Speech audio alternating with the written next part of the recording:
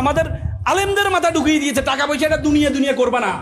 অথচ আল্লাহ তাআলা প্রথমে রাব্বানা আতিনা ফিদ দুনিয়া হাসানাতাও ওয়া ফিল আখিরাতি, প্রথমে দুনিয়ার কথা বলেছে, তারপর আখিরাতের কথা বলেছে। আর আমরা বলি আগে আখিরাত।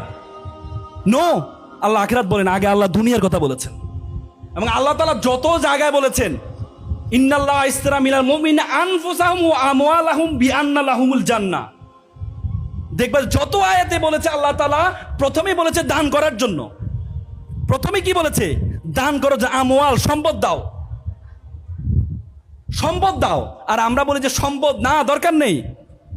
অত ইসলাম এক সময় বড় বড় ব্যবসা যত প্রতিষ্ঠান ছিল সবগুলো মুসলমানদের ছিল।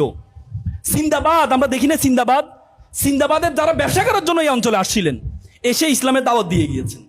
আর এখন মুসলিম জাতিকে আমরা ধরে নিয়েছি আমরা হচ্ছে ফকিরের জাতি, আমরা হচ্ছে ভোক্তা, কনজিউমার। আর ইহুদিরা হচ্ছে সকল ব্যবসা প্রতিষ্ঠান পরিচালনা করে, আর আমরা হচ্ছে কনজিউমার, ভোক্তা। আল্লাহ রাসূল বলছে কাজাল ফাকরু ইয়াকুনাল কুফরান, দারিদ্রতা মানুষকে কাফেরের দিকে ধাবিত করে, দারিদ্রতা মানুষকে কাফেরের দিকে ধাবিত করে। আর আমরা বলি অর্থের প্রয়োজন নেই। ইসলামের বড় বড় ইবাদতগুলো ধনীর জন্য, হজ কার জন্য? গরিবের জন্য। কোরবানি কার জন্য? গরিবের জন্য। যাকাত কার জন্য? গরিবের জন্য। বড় বড় ইবাদতগুলো ধনীর জন্য।